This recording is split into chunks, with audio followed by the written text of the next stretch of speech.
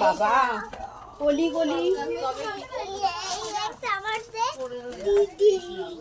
তখনকার ইটের দা কিন্তু কোনো নাম ছিল না। এখন ইটের যেমন মাম দাঁড়াও, দাঁড়িয়ে যাও।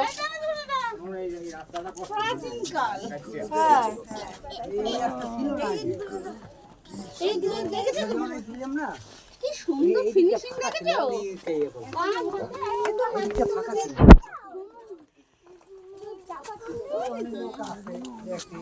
এখন সরকার নাম দিচ্ছে তখন কি